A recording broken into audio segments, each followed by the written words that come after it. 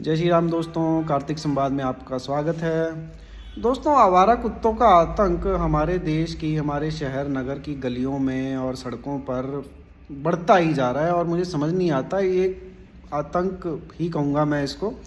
माफ़ कीजिएगा, पशु प्रेमी शायद बुरा मान गए होंगे, ऐसा कुछ ही बात नहीं है। मैंने भी खुद 2 कुत्ते रखे हैं और तकरीबन 25 साल का मेरा पालतू कुत्तों का अनुभव है। लेकिन दोस्तों, जो चीज़ अब गलत है वो तो गलत है ना। और मैं ये नहीं कह रहा कि हाँ, इन कुत्तों को सड़कों इनको गोली मार दो या इनको कहीं जंगल में छोड़ आओ, मैं ऐसा भी नहीं कह रहा। लेकिन दोस्तों, अब इनकी संख्या इतनी ज़्यादा बढ़ गई है कि मतलब ये एक तो पीछे लगने लग जाते हैं। सबसे बड़ी समस्या ये है कि कोई मोटरसाइकिल पर जा रहा है तो उसके पीछे पड़ जाते हैं, कोई गाड़ी पर जा रहा है तो उसके पीछे पड़ जाते हैं, और कोई पैदल जा रहा है तो उस पर कई बार ये अटैक कर देते हैं। दोस्तों, इसमें क्या हो रहा है कि काफ़ी बारी दुर्घटनाएं हो रही हैं, लोगों की जानें जा रही हैं, गंभीर चोटें आ रही हैं।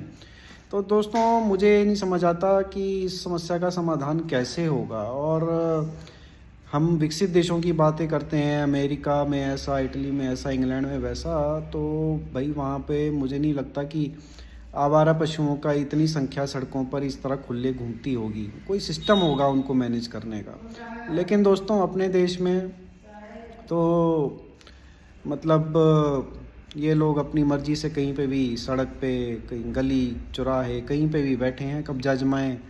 और सबसे जो गलत बात है कि ये नुकसान पहुंचा रहे हैं लोगों को। सबसे ज़्यादा गलत बात ये है। ऐसा सच इनसे किसी को दिक्कत नहीं है, लेकिन जब ये नुकसान पहुंचाते हैं लोगों को, और सिर्फ मैं कुत्तों की बात नहीं कर रहा, इसमें आवारा पशु भी आते हैं। और दोस्तों, कितनी बारी देखा होगा, आपके भी अनुभव रहे होंगे कि कई बारी आप गाड़ी या मोटरसाइकिल, स्कूटर से या कभी पैदल पैदल जाते भी आप मतलब इनका शिकार होते होते बचे। क्यों दोस्तों, इनको भी नुकसान पहुंचता है। कोई गाड़ी वाला इनको हिट कर गया, एकदम से आगे आ जाते हैं, इनको तो चोट लगती है तो उनमें भी जान है, दर्द उनको भी होता है। और गाड़ी वालों का भी नुकसान होता है, स्कूटर 2 पहियों वालों का नुकसान भी होता है, गंभीर चोटें लगती हैं, जान जाती है। लेकिन दोस्तों, इन सब का समाधान मुझे समझ नहीं आ रहा क्या होगा। अब सरकार की तरफ से सबसे ज़्यादा जो बात निराश करती है कि सरकार का उदासीन रवैया, चाहे वो केंद्र सरकार है चाहे वो राज्य सरकारें हैं, इनका कोई सिस्टम होना चाहिए। दोस्तों, सड़क पर आवारा पशु उनके लिए भी खतरनाक है और लोगों के लिए भी खतरनाक है, राहगीरों के लिए भी खतरनाक है दोस्तों।